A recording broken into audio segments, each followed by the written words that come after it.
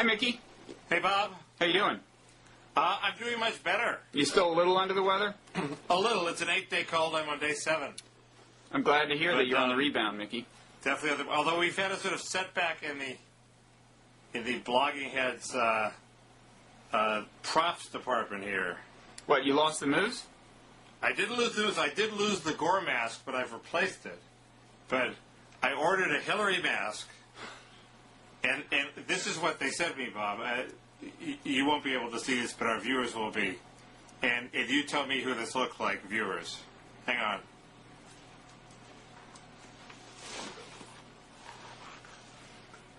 Does this look like Hillary? I don't think so. Doesn't sound like her either. Doesn't sound like anybody. Can you take it off so I can hear you? I think they accidentally sent me... They sent me Barbara Bush instead of Hillary. Mickey, I just want you to know I appreciate your willingness to degrade yourself for the sake of entertainment. But what gives? I mean, anyway. I mean, I don't know what mask you just put on, but I'm pretty sure that it did not elevate the dignity that you sometimes exude. I know, but I'll recapture it shortly. But I don't know what I'm going to do with the Barbara Bush mask, but it actually is fairly scary. Anyway, we'll see. We'll see. And what about that Halloween hair that David Korn trotted out on one of the episodes that he said he saw you wearing? He said somehow he came into possession of the very wig you were wearing on Halloween? No. I went to a party at Tom Tolles' house, and David was there wearing that wig. The famous cartoonist Tom Tolles? Yes. Man, the circles you hang out in. And I had and I had no costume, so when David left, I borrowed his wig. Oh. And it was his wig. It looked really awful. Oh. I looked like Cousin Ed. It was terrible. But it looked much better on him. Okay, well, listen, Mickey, we're out of time. Actually, we're going to have to sign off now. When I was wearing the wig, I looked sort of like David Korn. I'll leave that to you and David to hash out. We should talk about politics. You know, the euphoria that I had after the election is giving way to nagging doubts about the Democrats' strategic prowess, Mickey. Well, it's hard to believe that Pelosi could have made as big a blunder as she seems to have made. There's this, you know, the guy who was scheduled to be number 2, the majority leader, Steny Hoyer. He's a state-of-the-art special interest hack. Nothing special to recommend. But technically clean. But technically clean. He's sort of non-controversial. Nobody's even going to notice he was there. They had functioned as a team before. They happened to hate each other's guts, but so what, you know? So did, you know... You got to get over that kind of thing in politics. Mick Jagger and Keith Richards. Doesn't mean they can't make beautiful music. And instead she backs John Murtha, who is, you know, has a more extreme and we will get to it, ridiculous position on the war, but who is sort of valuable for that sort of symbolism, but also happens to be corrupt. I mean, there's a videotape, it's on my blog, it's everywhere, of him in the ab scam sting, not taking a bribe at this point. Okay, he leaves open the possibility of taking it later. I watched that video, and he talks in sort of crude language, and since then he's on various lists of the least ethical congressmen, including a lot of liberal groups. Not just for that so much, though. Right. I mean, David Korn and Jim Pinkerton talked about this a little. There's this other deal he does where he apparently uses his leverage as a government official to encourage contractors to do business with his brother's company or something. Well, right, and he's the champion of earmarks, and he's stymied the reform of earmarks. I don't quite know what's so terrible about earmarks, but...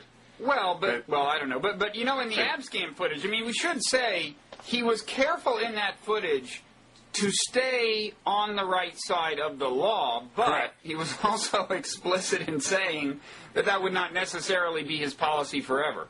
I mean, he was emphatically not interested in accepting a bribe. And the whole thing was sort of sleazy. Well, it was, although I think it really is business as usual, and that's the way he put it to them. Basically, they wanted... The whole ab scam thing, it was a sting, right? And the feds were approaching these congressmen, and I guess they were saying, will you help this person immigrate to America? In exchange for a bribe. In exchange for a bribe. The guy had $50,000 in his desk drawer. Right, he pulled it out, and Murtha said, no, I'm not interested in that.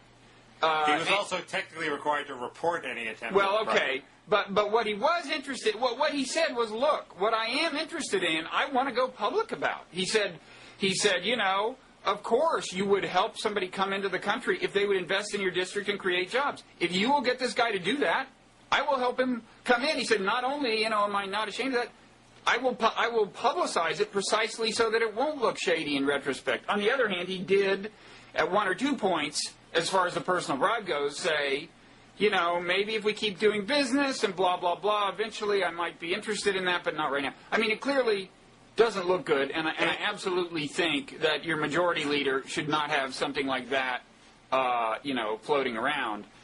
Well, and also, you know, maybe if he'd stayed clean since then, you know, because he could argue he was stringing them along and didn't want to disrupt them by but his record is dubious. And, I mean, I trust David Corn on this totally. And then he wrote a piece, and we can link to that, and he talked about it on Bloggingheads.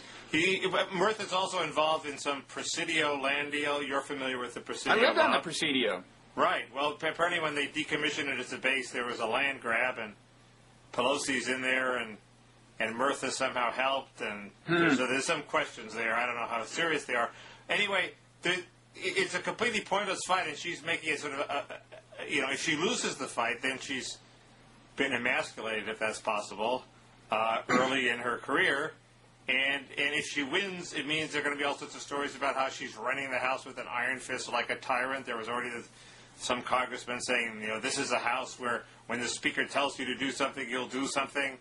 Well, it seems to me if you are the sort of Speaker who has that kind of power, you don't have to go around saying it. Well, I don't think that is intrinsically bad. I mean, Tom DeLay succeeded for a long time with that kind of reputation, right? And that wasn't ultimately what brought him down. But he didn't have to go around boasting of it. Well, he was known as the Hammer, Mickey. I mean, you know, word got out. No, I understand. But first, I don't mind somebody having that kind of power, but it's sort of pathetic to have to boast about it. And it's not all that clear to me that kind of power is necessary in the House. The House is, by its nature, a fairly disciplined body. And Newt Gingrich managed to run the House with the help of Tom DeLay, I admit, and get things through without having that kind of thuggish reputation. Well, I just think 2 things. I mean, the ethic, Murtha is a little too dubious ethically to make him your majority leader, A. And B, is this any time for Pelosi to pick an intra-party fight? What? And a fight I mean, it's crazy. What? A fight with the press. The press is suddenly discovering all sorts of stories that it suppressed before the election because they wanted to help the Democrats. And here's the press has a perfect chance to show that they're not in the Democrats' pocket by beating up on Pelosi for corruption. And why give them that excuse? First thing out of the box. It's insane. Well, when you and I and Jim Pinkerton and David Corn agree on something, I think you might as well, like, inscribe it and grant it, right? More or less?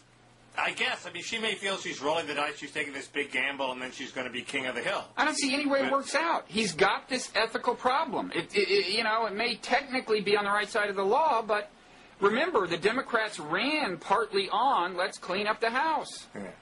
And right. I agree. Now, one thing I'll say, semi in defense of Murtha, which is that video, the Abscam video, did not lead to an indictment, okay, or anything like that, because he didn't, you know, break the law. I want to know, how did it get out? I do have doubts about the government. I don't know whether it was released or leaked, but I certainly don't think our government should be in the business of enticing people into situations, trying to, you know, if not legally entrap them, certainly, you know, draw them into doing something illegal. And then even if they don't, even if it doesn't lead to an indictment, you still disclose the videotape? I would like to know how that got out there. That's creepy. Vindicated is a little much. There was an internal House investigation. But they did not reprimand him. That's right, because Tip O'Neill shut it down. Well, whatever, Mickey. The point is, leave the House aside. The prosecutor quit in protest because he was basically told, you're out of business, stop. So it was a political command decision to shut it down before they got to Murtha. Wait, you mean the prosecutor in the House? Yes. That was a separate officer from the whole... I understand, the Abscam investigation was an executive branch investigation. It found no dirt on Murtha that you could take to a grand jury. I think at that point, those videotapes should have been put in a vault. I'm sorry, just, you know, I have no sympathy for the guy, especially, but I just don't want my government You know, the Abscam investigation was fine, but I think if our government is going to be luring people into these situations and videotaping them, they've got to be damn careful about when they do and don't release the videotapes. I'm sorry. Well, could a private citizen do that? Yes. So it doesn't seem to me it's that scary. I'm not paying taxes to a private citizen, okay? Well, why is that an important difference?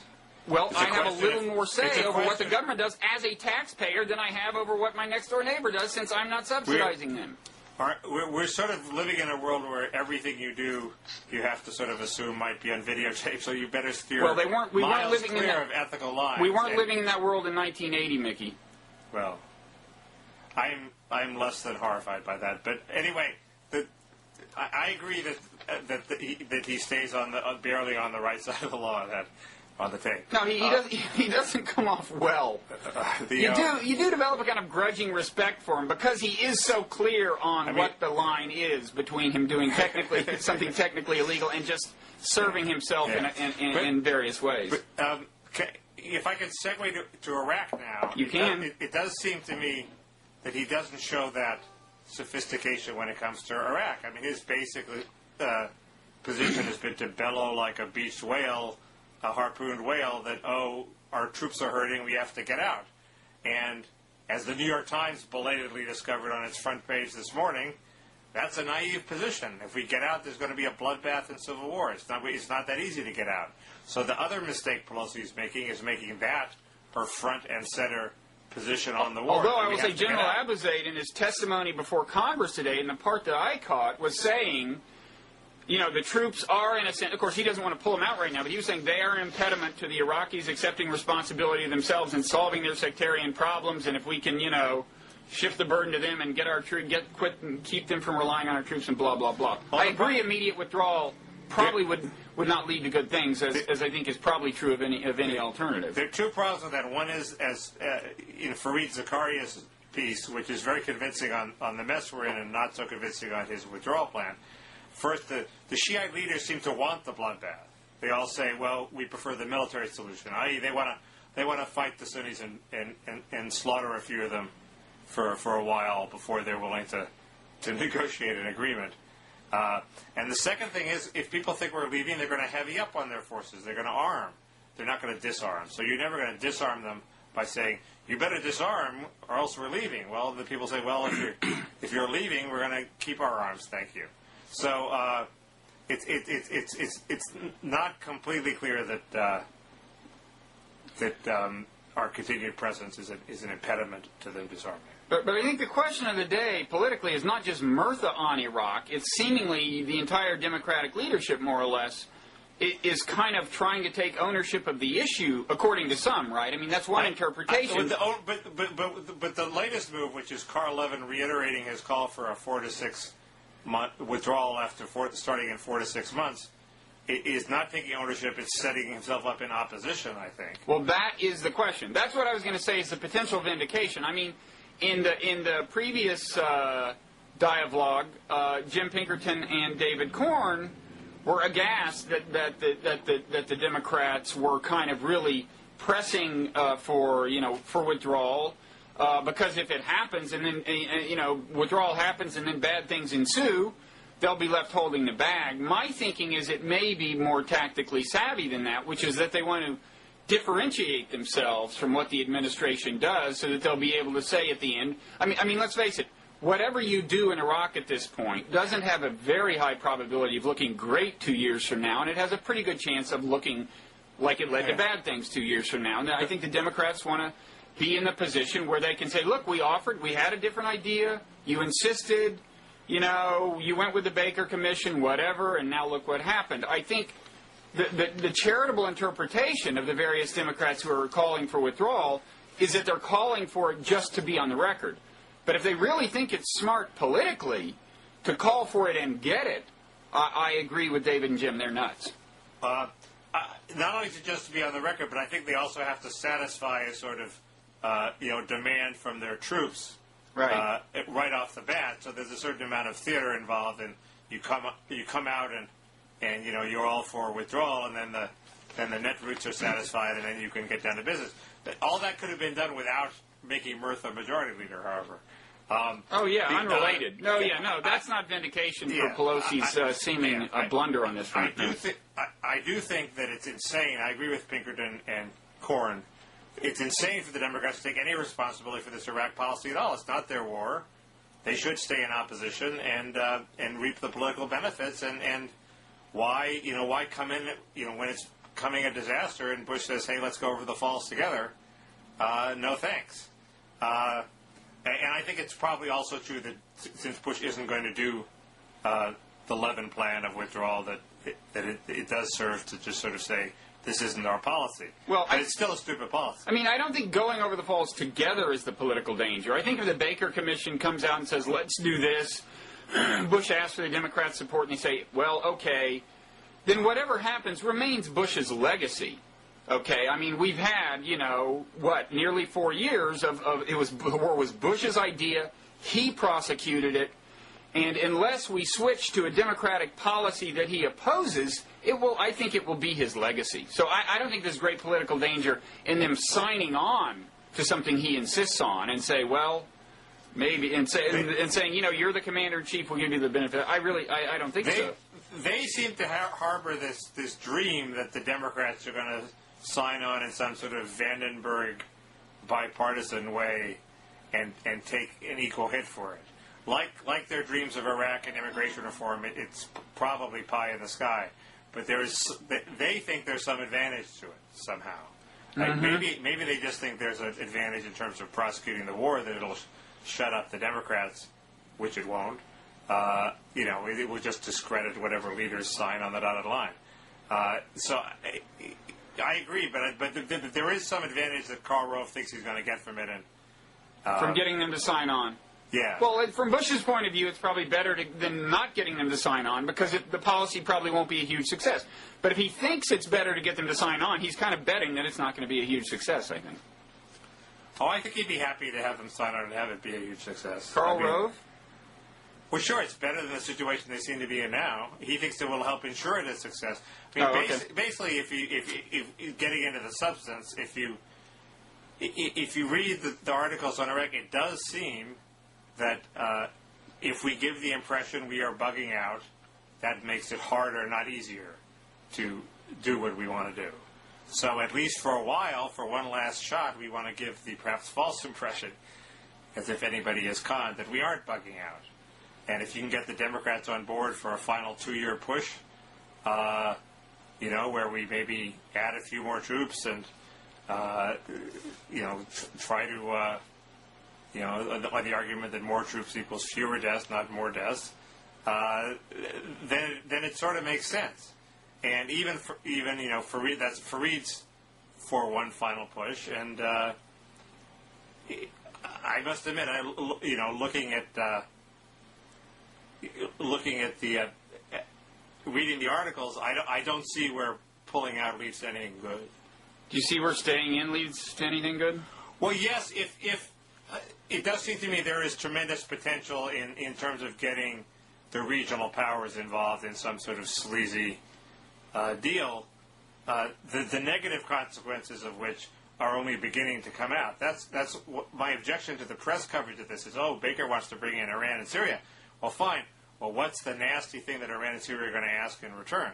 Well, we now know one thing from David Ignatius. We know that there was this framework of agreement with Iran in 2003 that the Bush administration probably foolishly rejected, and the really nasty thing that hung them up is Iran basically wanted us to sell out this group of rebels, I think on the Iraqi border, that we thought was somehow going to be like the Chalabi-like internal rebels in Iran that had no chance of doing that, and strategically we could easily sell them out. But we didn't want to do that. Seems like a small price to pay now that what Iran is going to want is a nuclear bomb, I give them a few rebels. That, I think part of the framework was it was going to lead to not having a bomb. Yeah, that would be nice. So in retrospect, it looks really stupid that we rejected that. But, I mean, so it does seem to me that might work with respect to Iraq, but it has other negative consequences, one of which is the price to pay might be that Iran insists that it have the bomb. That would be unfortunate. There are other there are other reasons for pessimism. Did you read the New York Times piece I sent you? I read 3 New York Times pieces. I sent you one and said I defy you to remain optimistic about Iraq after reading this piece. Oh, well, that just confirmed what I thought I already knew, which is that in building up the police forces, and I guess this was even more troubling because it wasn't just the police force; it was the army. It was the army. And most people in their scenarios about how they pulled us out of the fire, somewhere along the way they turned things over to the Iraqi army, right? Right, and here and to read this New York Times piece, that seems like hopeless. Well, the New York Times piece, just to recap, said that the army was basically the instrument of the Shiites, and the army, not the police, was sort of tolerating or even sponsoring death squads and being very uneven in terms of it would arrest Sunnis and not Shiites, and it was very reluctant to arrest Shiites. And it's worse than that, Mickey. I mean, now the piece was confined to one region. It was an ethnically mixed region, but the deal was this army, U.S. Army colonel, said, okay, they were trying to turn more power over to the Iraqi army. The deal was the Iraqi army was going to tell the Americans who to help them arrest and so on, And so the Iraqi general comes to him and says, these are the guys we want arrested. They look at the list, and it isn't just that it's all Sunnis. It's all the moderate Sunnis. It's not the insurgents. It's the people that the U.S. Army had targeted as being the only hope for salvation in that area, okay? This is the leadership that would take over if the insurgents were vanquished. And they said to the general, wait, what's the story? These are the good guys. He said these orders came from Baghdad. Okay, right. So Baghdad, the federal government, apparently, is trying to kill not just like Sunni insurgents, Sunni militia. They're trying to kill moderate Sunnis, the mature, responsible leadership in the Sunni community. That's Fareed's point, is that having gone amongst the moderate Shiite leaders in Baghdad, he discovers that they all want war. They don't want to build a fair, joint government with the Sunnis. They want to kill a few first. So what is the scenario that works, Mickey? If to turn things over to the Iraqi army is not to turn the fight against the insurgents over to the Iraqi army, but just to turn the civil war over to the Iraqi army, and a pretty complicated civil war, I might add, because within the Shiites there's a major split. Within the Sunnis there's a split between the insurgents and others. Where is the hope if any scenario involving empowering the Iraqi army is doomed? Well, the scenario is not to empower the Iraqi army. What is the scenario? We stay there forever, or who do we turn power over to? Well, we stay there we add some more troops, stay there for a while. We have troops from other nations. We have Syria and Iran pull the plug on their fostering of insurgencies, and we pay the price that they demand. I just established that the insurgency is not even the problem anymore. It's not even sufficient problem to doom the thing. Oh, the insurgency, meaning the Sunni insurgency, may not be the problem anymore. I agree, but the Iran's sponsoring of Muqtada al-Sadr's militia is certainly a problem. No, Iran, al-Sadr's militia is not the big ally of Iran among the Shiites. It's the Badr Brigade, as I understand it. Well, both of them. Muqtada al-Sadr is more of a nationalist, and I think Iran is much more closely tied to the Badr Brigade. That's the split. That's the huge split I'm talking about. But I think they're both heavily subsidized by Iran. Look, Iran could not put Sadr out of business. I don't think. And I don't know. If you're saying our hope is to turn control of Iraq over to Iran, I'm just not defining that as hope. I'm sorry. Not turn control, but to get them to stop meddling. Supposedly they agree with us that they have an interest in stability in the region. Now, it's stability on their terms, so what? But they do not want to see it descend into a maelstrom of chaos. You're buying into this Bush worldview of imagining some combination of Iran and Syria being behind all the problems in that region. Believe me, if you take Iran and Syria just out of the equation, we've got a very big problem in Iraq, Mickey. It's at this point indigenous. You can take away the Iranian support, and it's still a massive mess. I mean, maybe it's because I talked to Phil Carter, who came back from Bakuba, the very area we were talking about, where there's this renegade general. And he seemed to feel that what all soldiers feel, which is that there are outside forces who are substantially fueling the fire. And even if they weren't fueling the fire, there are outside forces that could help put out the fire. Well, maybe, but would we trust them to? I mean, ultimately, do you trust Iran to do that because of some agreement they make? No, I don't trust Iran. I guess I do. I do have some faith that a vicious wheeler dealer like Jim Baker can cut a deal that's not that awful. Okay. So your estimation of success in Iraq is still 10 to 15%?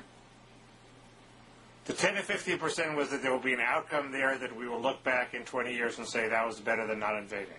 And you stand by that? Yeah. You're a remarkable man. I don't think it is 10 to 15 chance to would you agree right now to deliver an oration at my funeral, Mickey? Sorry? I would just like to have someone like you talking about me at my funeral should I die. You mean a sunny optimist who only looks Somebody who can look back and define almost anything as success, yes. Even Bloggingheads. I would like you to talk about Bloggingheads at my funeral, yes. Here's a man who he threw his life away. Bloggingheads is remarkably like Iraq, because you know how they say Tom Friedman every 6 months he says the next 6 months will tell us for sure whether Iraq's going to work. It's the same with Bloggingheads. Right. Next 6 months. There is this weird. There's sort of three things going on in the Middle East that they're all completely contradictory, and it's all this puzzle. First, we want Iran's help in containing the Iraqi problem. Mm-hmm. Then we want a joint sort of join in a coalition with Arabs to contain Iran, and then somehow we want to prevent that from forcing Israel to make concessions to the Palestinians. Yeah, it's virtually impossible for me to see how all three of those things get done. How two of those things get done, let alone three of them. Yep. There are internal contradictions. The logical thing, and with Omer's visit, there's all this talk about how Israel is afraid that because we need Arab allies against Iran and to some extent Syria to help out in Iraq, that we're going to put pressure on Israel. And the answer is, yeah, I guess that's true. Well, it's actually hard to imagine Bush putting a lot of pressure on Israel. And at this point, I should plug this dialogue I did with Gershom Gorenberg, this Israeli journalist who talks about how utterly Bush has failed to do the right thing for Israel, by which he means putting pressure on Israel to do what would be the right thing for Israel, such as, move toward a settlement with the Palestinians. I was so impressed with that guy. It was the first time I talked to him, and he was impressive, although you have to run him at 1.7 speed to get him up to a normal rate of talking. Oh, he talks reasonably fast. He just is very calm, has a very calm demeanor. That's what's actually most impressive about him to me, because here's an Israeli Jew who's been living in the situation for 30 years and manages to maintain this kind of humane and detached attitude toward the thing. And I just find that kind of remarkable, given the environment he's had to live in. It's easy for me to sit around and say, well, the Israelis should do this and that and that. But if you were living there, you would have a little more trouble being so detached about it.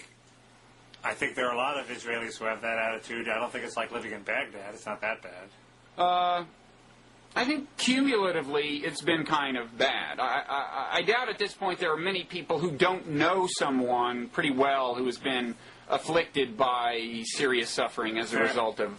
Fair enough, but it's a much more normal society than the reports of suicide bombings. It's more this kind of constant state of low-level anxiety. Like just yesterday, these Qassam rockets hardly ever kill anybody, but they killed somebody yesterday. And even though the odds of you dying are not that high, every once in a while it happens, and they keep firing them. Anyway, what did he say? Why should we go to this dialogue? Well, he just made the point that Bush has failed Israel. It's my point that we have not been a good friend to Israel. he didn't agree with me entirely about stuff you and I have argued about, but I must say I think on balance he would tend to side with me. Where did he disagree with you? Well, differences of emphasis. Like I asked him about how we should have handled the Hamas election, and he didn't. I'm not sure he was saying it was a bad idea. Well, okay, he did fundamentally agree with me on that. And on the issue of the Gaza withdrawal, it wasn't just what I'd emphasized, that we should have made it at least look like a negotiated settlement so that it wouldn't have seemed to be a victory for the terrorists that the withdrawal took place. He thought there really should have been substantive negotiations where actual real things were decided. That's the point he added to your point that made it plausible. He said, it's not, when I hear you say, well, we should have had this sham negotiation where Israel pretends to give over the land it was going to give over anyway to Abbas. But he said, no, in any negotiation, Abbas would have gotten more land, and then it would have been a real negotiation. Well, that certainly seems more likely to bring peace. Well, I said at a minimum, they should have made it look like a negotiation, so it wouldn't have looked like Hamas forced the withdrawal. But I'm fine with real negotiations. But you're right, that was a difference of emphasis. But no, I agree. So the only ray of hope I've seen is this David Ignatius column about this framework that was rejected in 2003 that we now would be desperate to go back to. Ignatius seemed to have great faith in Jim Baker's skills. So we're back to Iraq now? We're at some point we should complete this segue to we're going to talk about the Omer visit, or yeah, I thought we were putting together the whole jigsaw puzzle of the Middle East. We are. It's just that one of us will have the task of dividing this into topics as if it had been a linear conversation. Yeah, okay, that's always difficult, but that'll be me. And that is going to be you. You want to talk about Omer? Okay. I don't have all that much to say about Omer, but I do have something to say about Omer, so go ahead. You can start. Basically he came over, and his big theme was, come on, don't get weak-kneed, George. We've got to confront Iran together. And as you previously suggested, he's not big on the idea, on the American idea, in some quarters at least, that you might have to, if you want to bring the Arabs along in a confrontation of Iran, you're going to need to show some progress on the Palestinian front in terms of negotiations and stuff. Well, I thought the import of that story was once again a blazing arrow pointing to a unilateral Israeli strike against Iran, because they realized that the Bush administration, even if it ever had the will to do that, now needing Iran and the other Arab states in order to contain the Iraq problem, it ain't going to happen. And in fact, what's going to happen is there's going to be pressure on Israel to make concessions to the Palestinians. So America is an uncertain ally to stop the Iranians from getting the bomb, and Israel's going to have to do it itself. There is this major contradiction. You're right. I mean, the Baker Commission apparently is going to say, let's bring Iran into the Iraq discussion. And, of course, if you want Iran to do much of anything, you're going to have to, in some sense or another, pay them off. And I'm pretty sure that Iran would not define getting bombed by us as a payoff, or at least not the kind they're after. So it'll be interesting to see what happens. You may be right. You're saying that Olmert is already setting the stage rhetorically for a unilateral Israeli strike? Well, it's sort of the situation is he's saying, he's paranoid about our partnership, not being as convenient as it was, and I guess the theory was if there was a military strike, it would be us and Israel, and it's pretty clear it's not going to be us now, and it's pretty clear that also the other thing that's going to be coming down the road is pressure from us to settle the Israeli-Palestinian thing, or at least to show enough progress to keep the Arabs happy. And the only way to short circuit that is if if you don't buy the Bob Wright view that concessions on the Israeli-Palestinian thing are in the long-term interest of Israel, is to strike. Right. Especially yes. Well, let me actually mention one other kind of concession that could be made that would, I think, certainly impress the Arab states, maybe even Iran, and maybe Iran would be proud of having extracted it. I've alluded to this a little before. But, from the Iranian perspective, the big question is, wait a second, Israel gets the bomb, They are not even members of the Non-Proliferation Treaty. They've just opted out. Why shouldn't we get the bomb? You and I may have an answer for that. We sleep a little better at night with it in Israeli hands and Iranian hands, but you can't honestly expect Iranians to think that way, right? Right. And, you wouldn't ask Israel to give up its nuclear arsenal, but there are things you could do short of that from the Arab and maybe Iranian point of view would be a significant victory. I had broached earlier the possibility of just admitting, okay, we have nuclear arms. As a show of good faith, we're going to get rid of like 10% of them, which I think would still leave them with, a few hundred warheads. Plenty. I was talking to an expert on nuclear arms, whom I guess I can't mention because it wasn't explicitly on the record, the discussion, but and he is a liberal, but he's a recognized figure in this field, and you would know his name, I think. He said he thought if Israel even agreed to shut down the Dimona, I guess it is, nuclear reactor, leave aside cutting into their arsenal, he said he thought that would be enough. That would be considered epic. And it seems to me that before anybody invades or bombs Iran, we have to at least explore creative possibilities like this that wouldn't involve Israel surrendering its nuclear arsenal. We all know they've got the bombs, It's not like admitting it would fundamentally change things. Right. Is there some threshold? Sometimes in the Cold War there was, if you had like a lot of bombs, you'd have first strike potential, and if you only had half as many, you wouldn't have first strike potential. You'd have retaliatory potential, and that would make your enemies sleep better because they know you couldn't strike them first. Is there maybe giving up a small part of the arsenal would put Israel below first strike potential in a way that would actually concretely make its potential targets sleep better at night? Well, this guy wasn't even talking about giving up the arsenal. He was just saying shut down the reactor, hang on to whatever the several hundred weapons you've got.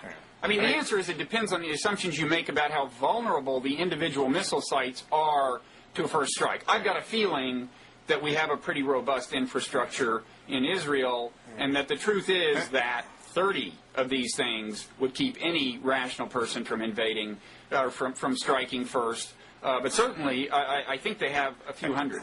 Thinking this through, it's also possible that, Bush has 2 years. That's not a long time. It is also possible that having Israel out there making noises about a military strike is useful for Bush, because Bush can say, one thing I'm doing for you, Iran, is I'm restraining the Israelis. I'm just thinking out loud here.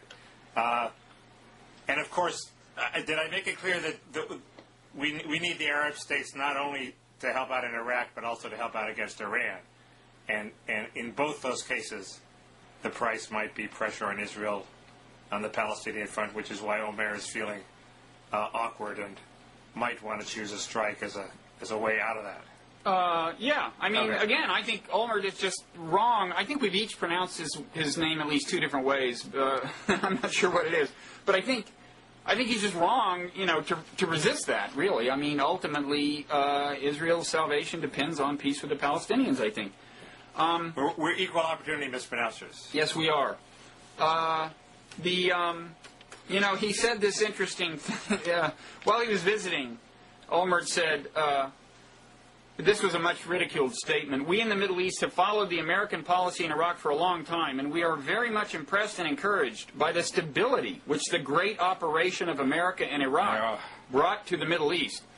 This was widely interpreted as, just sucking up to Bush so that he'd bomb Iran or something. Actually, Juan Cole had an alternative interpretation that I think there may be some truth to, which is just that given the way Olmert looks at the strategic situation and the way people in his part of the Israeli political spectrum always have, which is to say, traditionally the whole Likudnik lineage, he actually may believe that they're better off because there has been such overwhelming emphasis put by these people on the threat posed by national armies and large numbers of tanks. And it's true that Iraq has fewer tanks than it did before we invaded. And I think, this gets at why Olmert is, I think, confused to resist the pressure to start, to work on a deal with the Palestinians.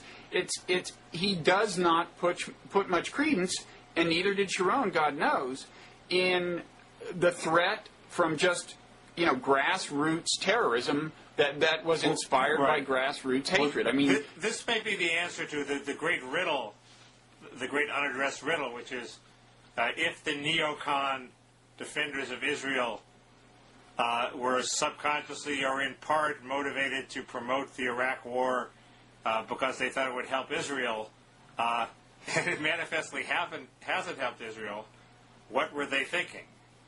What? How? Well, I mean, why did they cook up this war?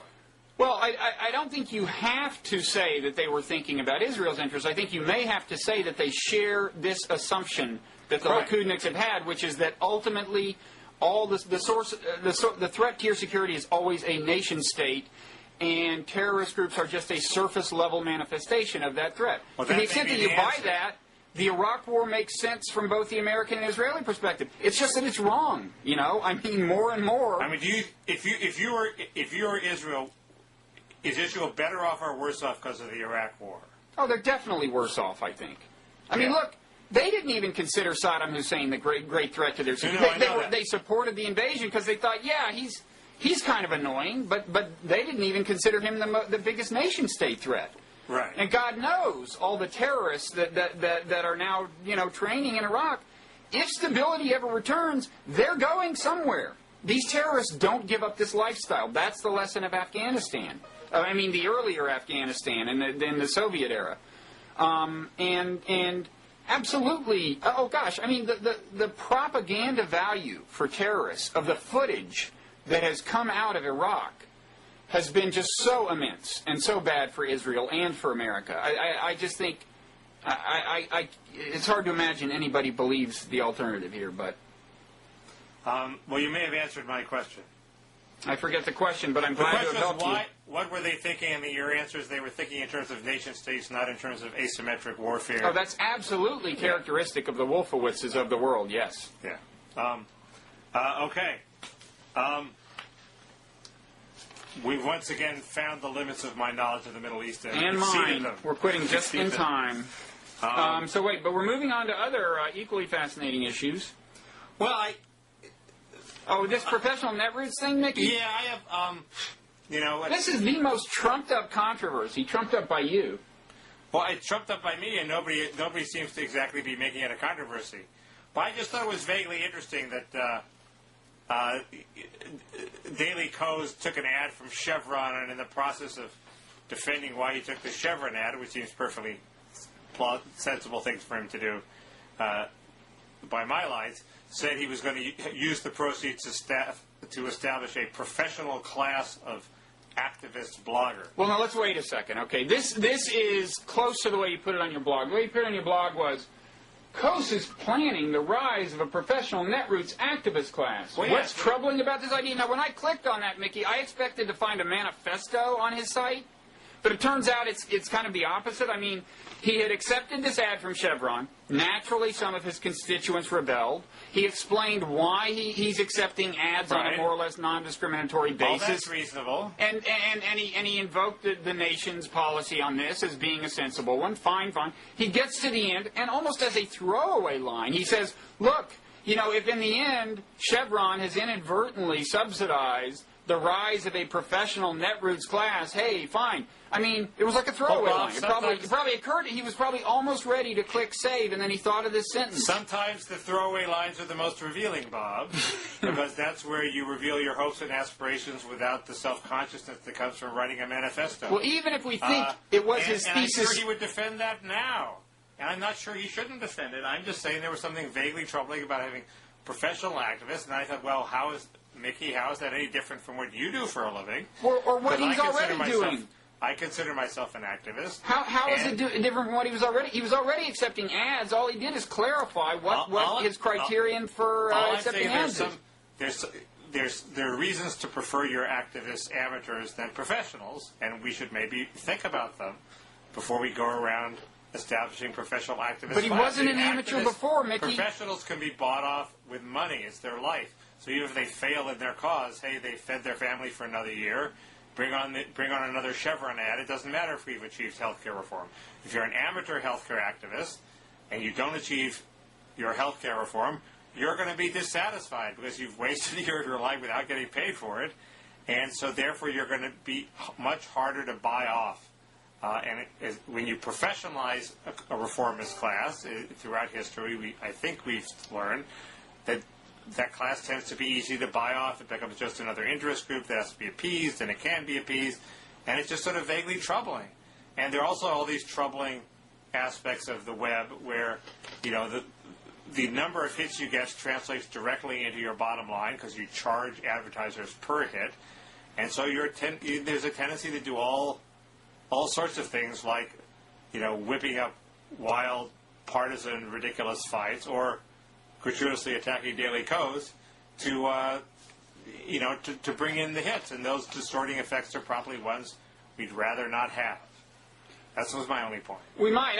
I'm just making 2 points. One was he was not an amateur before this. He's been accepting ads. He lost his amateur standing a long time ago. So have pretty much all of us except for Bloggingheads TV, which unfortunately has not. I mean, we worked at the New Republic. They had ads from oil companies, from cigarette companies. But moreover, I mean, as I said, his obviously whole idea is to expand the number of his bloggers who are professionals as opposed to amateurs.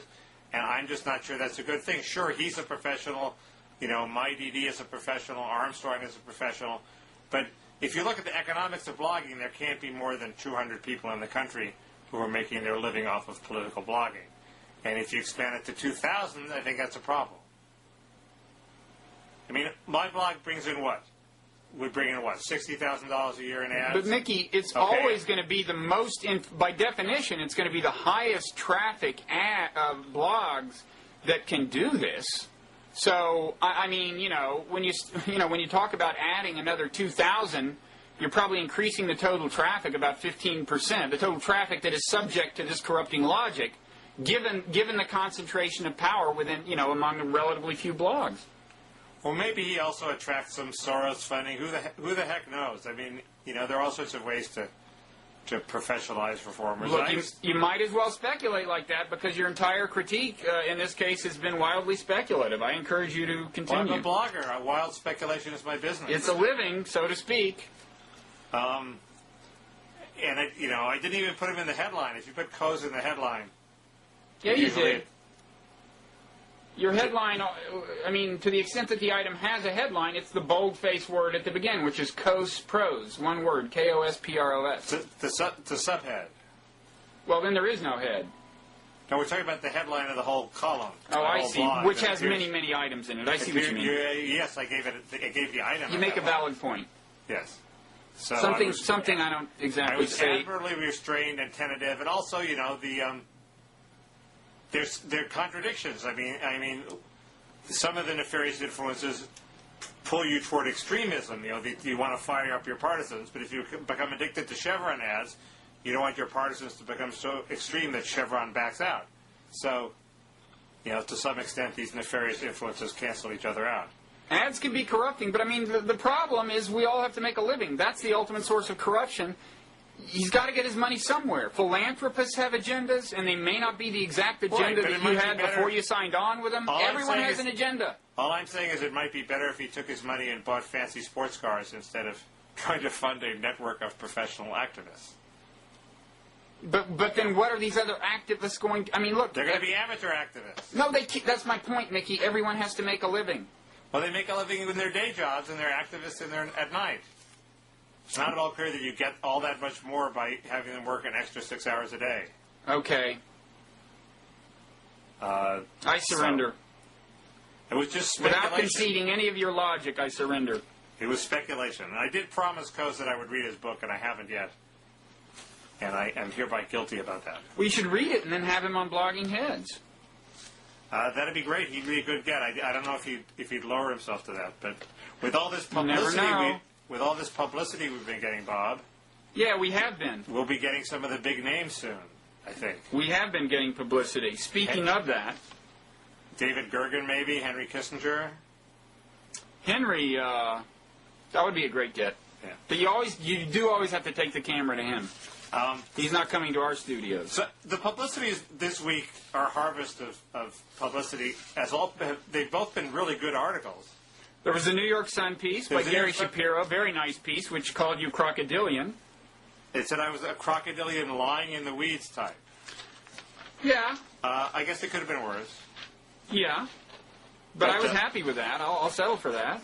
Okay. It said I have a droll, self-deprecating demeanor, something that I think not all viewers have always picked up on. It was weird when you talked to the reporter. He sort of didn't give any hint that he was as smart as he actually was in writing the piece. So. Well, maybe he was a crocodilian lying in the reeds. Exactly. He was playing along. He would laugh at all your jokes, but secretly he wasn't laughing at all of them. No, but he repeated some of them. Some of the ones he laughed at, I see in here. I'll have to work on that technique. And even our little blurb on Yahoo. That was very nice and well written. It showed a genuine appreciation of the site. We'll link to that, too. And I wonder if that flowed from the New York Sun thing. Do you think that generated a small wave of publicity? It's possible. This could be our second giant burst of publicity, and it's all downhill from here. Could be. This is it. Because there was also that very nice item in Gawker. I thought it made fun of us. It did. I'm just kidding. But my question is, I don't read Gawker. Do they ridicule everyone they talk about? Pretty much. Okay. And they didn't call us douchebags. No. I don't remember that. If they don't call you douchebag, you've gotten away with murder. Yeah. Still, let's not link to that one, okay? It was pretty mean. And it was definitely generated by the Sun piece. But it took a different direction. And we also have comments on our site now, which I think is a great thing. Which is a revolution. You think they're great? You think they're working out great?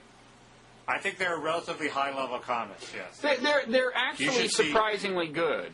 You should see comments on other sites. I know. That's what I mean by surprisingly good. Better than you see on a lot of sites. And also, because this is not an ideologically homogeneous or homogeneous audience, you would expect more bitter fights to break out than have broken out.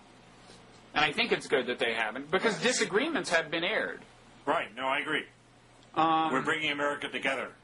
Yes. We're uniters, not dividers. And but I mean, it's called my attention to some weird things about, or some unique properties of video. I mean, one of them is you don't see sustained, and maybe you don't on many blogs, but you don't see very sustained discussion of a particular issue. But I think one reason is, I mean, with a blog, there's like one item that the comments are attached to. Everybody can go read that item. That's what they're talking about, at least until the conversation trails off into irrelevant trivia, which it eventually does. But in the case of the video, one person seizes on one thing in an hour's worth of video, right? And they start talking about it, and it may well be not what's on the mind of whoever comments next. Right. And so I should say two things regarding that. One is that there's a problem that we hope to correct, okay? And it is that if you go to the actual forum, or if you click on where it says read more on an item, I think, anyway, eventually you can get to a place where you realize that the comments have a complexity of structure. That is to say, they have different threads, okay? I've never figured that out. Okay, well, see, you may have noticed if you go right below the video box, some of them look like non sequiturs, they're responding to somebody, but it's not the person directly in front of them. Right. And the reason is that the dimensionality of the threaded conversations is collapsed in the presentation under the video box into a strictly chronological rendering of the items. Okay? I understand, but nobody's going to figure that out, Bob. They should just read them and choose the ones they like and click on them. Well, no, but they should, but what I'm saying is it's best to kind of go to the forum where you can really figure out who's saying what to whom. Anyway, They may or may not, and we may or may not figure out a solution. But it's still light years better than what we had before. I guess it has led to a reduction in the email that is sent to us. As we predicted. That's true. I've picked out my favorite. What's your favorite? It's about you, Bob. I'll bet. And I'm sure it's flattering, right? Why the petulant fixation on John Bolton? Doesn't Bob think those rascally right-wingers have at least a tiny bit of justification in their argument that the UN is corrupt, dysfunctional, and broken? Even Voinovich, the Republican senator who opposed Bolton, said he's been fine. And I don't understand why you, as your pound of flesh from Bush, are insisting that Bolton Bolton not be reappointed? First of all, the UN is deeply flawed structurally, even leaving aside corruption and waste and so on. Okay, the Security Council just doesn't reflect the realities of power and so on in the current world. Right. It deeply needs remedying. That's why I would like to have a UN ambassador whose actual hope is to fix it rather than destroy it. And Bolton, it is, if anything, a slight exaggeration to say that his historical position has been just against the idea of the United Nations. And really, in a fairly meaningful sense, this is a slight exaggeration, not by a lot, against international law. It's like a practical joke to nominate that guy as the ambassador of the UN. Now, once it's his job, he doesn't, of course, proceed to destroy the institution. That's true. Hasn't done anything especially remarkable. He's made a big deal out of a couple of resolutions that were completely meaningless, like the thing on Korea, and declared victory and so on. But wait a second, doesn't North Korea still have these nuclear weapons? I mean, what did that amount to? Absolutely nothing. I'm not saying anyone could have done especially better. Now the thing in the resolution in Lebanon that ended the war, that was. It's about what anyone would have produced, I'd say. The stars were aligned for exactly that. Europe wanted it. We finally caved, and you got what you got. So you've taken a major critic of the UN and turned it into a workman-like cog in the UN's machine, and somehow this is supposed to be a horrible thing, and so we have to get rid of him and make him a real critic of the UN again. It's so unimportant who the guy you have in that job is. No, I think compared with who's the Secretary of State and who the Secretary of Defense is. It's not as important as that. I still think he needlessly antagonizes people, I think the symbolism matters. The world knows that we put a guy up there who is really opposed to the United Nations, and he does not work well with people. Almost no one who knows him likes him, and working well with people is part of diplomacy. And that's the difference between him and Moynihan, because Moynihan critiqued the UN, but he really wanted to preserve it? I think Moynihan absolutely wanted to preserve the UN, yes. I don't know if that's true, but... Absolutely he did, and I think he was better at working with people. Moynihan? He was feckless. He was not the guy to cut a deal. He didn't have nearly as many outspoken enemies in Washington as John Bolton has. Moynihan didn't antagonize anybody. Everybody loved him. That's what I mean. But he didn't get anything done either. Well, Bolton hasn't gotten anything done. I mean, the UN is broken. But I would like to have somebody there who is thinking creatively about where it needs to move. It just seems a misplaced.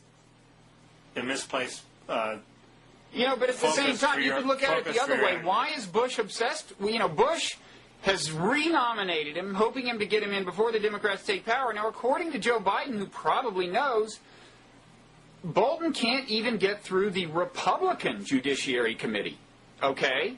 And they asked Josh Bolton, not to be confused with John Bolton, but, Bush's chief of staff, are you going to take extraordinary measures to get him through? Like they've been talking about things like, he can't be reappointed. He can't get another recess appointment, which is how he got in the first time, since he couldn't get confirmed, without losing all his salary. And they said, people said, well, maybe the Bush administration will find him an alternative source of income or something. Josh Bolton says, no, they're not going to do that. So if Biden's right, and there's a real chance that he's not going to even get through the Judiciary Committee, my question is, why is Bush picking this fight? If you're right, and it really doesn't matter who fills this job, why is Bush setting himself up for a defeat? Well, it's probably a more graceful way for him out is for it to be defeated than for him to say, John, you better retire. I don't think so. That would be one. He just said, Don, why don't you retire? And nobody, that happens. This would be a lot more low profile than that. That makes it harder for him to go to another arch conservative and say, you retire. The thing about Bolton is nobody likes him. Even the right wing doesn't like him. Well, okay. And the UN was a parking spot to get him out from under the State Department. And you people like you weren't gracious enough to let him. Why did he have to go anywhere, Mickey? What law says that a guy that everyone who's ever worked with him hates can't just leave the administration? Because you want him inside the tent pissing out rather than outside the tent pissing in. That's silly. You want my favorite comment so far? Yeah. I thought you took that criticism well. What's that? I thought you took that last criticism well. Maybe it eluded me. What did you say? Okay, whatever you said, it's fine. No, it said that the Bolton thing. That was the last criticism. Oh, you mean the comments? Yes. The commenters' criticism? Yes. I am nothing if not gracious, Mickey. Okay, go ahead. Now here's a comment that accuses you of appropriating Matt Iglesias' exceptionally large beverage motif. Now, I don't know what the merits of this argument are. I suspect that you were probably consuming very large beverages on Bloggingheads TV before Matt was, and this guy may have just tuned in late. Totally. This guy's obviously a blinded member of the cult of Iglesias. Mickey, could you take the criticism a little more graciously than that? I'm drinking from a small beverage cup today, and I just reject this criticism categorically. And out of hand? Yes. But, you know, I'm not lauding this comment merely because it criticizes you. In fact, not primarily because it criticizes you. I'm lauding it because it has the solution to the problem I identified earlier, which is that people comment on video, and then the next person looks at it and goes, well, I don't even remember that part of the video, or what exactly did they say? This guy includes a ding-a-link that takes you to the part of the video that he's talking about. It shows you Mickey appropriating Matt's exceptionally large beverage motif. And that is what we need in the comment section, is more ding-a-links. For a while, the links kind of weren't working, and there's still an odd feature where when they show up, at least under the video box, any ding-a-link will just say Bloggingheads TV generically, but it will still be a ding-a-link and take you to the right part of the video. Now, Mickey, it seems to me that this guy should be rewarded for this innovation, for becoming, so far as I know, the first person to use a ding-a-link in a comment. Okay. I was thinking you might give him something, and that maybe if he just showed up at your residence, you would, like, give him something? Nice try. You know, the reason this scenario is attractive to me, though, Mickey, is, you know what his nom de plume is? Petit bourgeois? No. That's my guy. Jimmy Vengeance. And the thought of a guy named Jimmy Vengeance showing up on your doorstep, Mickey, just kind of fills me with hope for reasons I can't entirely articulate. I'm worried about, there are a lot of Jimmy Vengeances in my neighborhood, and we don't need one more. Well, you got one, buddy. Anyway, I don't think we've done enough to provoke comments this time, but... No, this dialogue has been a long, hard slog. You can't... Doesn't it feel that way to you? It feels that way to me, yes. But I'm, like, out of sorts. We had major technical problems on the site this morning, and that's how I spent my morning, rather than reading up on current events. But I do want to say one more thing. Okay. If all goes well, we are debuting the iPod video format with this dialogue, I think. Cool. And what we're going to do, but because nobody associated with Bloggingheads TV owns an iPod video thing, right, we actually haven't tested it. Right. So we're going to put it up as, I think, the first link in the links to the whatever right of this video box. You right-click and download it and try it. And then if anybody has trouble with it, if it doesn't work, you report back to us. And the first person to report accurately that it doesn't work will also win something from you, right? Well, this is your baby, from you. Okay, then they won't win anything at all, but they will have the satisfaction of knowing that they've advanced technological progress. Okay. Did I say that this mask was Barbara Bush? It's obviously Laura Bush. You said Barbara. No, it's not Barbara. It's Laura. Because I remember I was gonna make a joke, some kind of like sexual fetish joke, and then I thought, don't go there. But if it's Laura, is it Laura? It's Laura. Well, let me think something up. Maybe next time I'll have something for you along those lines. Okay. Well, she's very prim and composed, so. Are you wearing? Are you wearing I'm it not now? wearing her. I'm not wearing her, but she is in the vicinity. Okay. Cool. Next time I hope to have a Hillary mask. Yeah. Well, Mickey, we did our best today, and no one can say otherwise. That'll be something to look forward to. Okay. They can put that on our tombstones. Okay. See you later. See you around.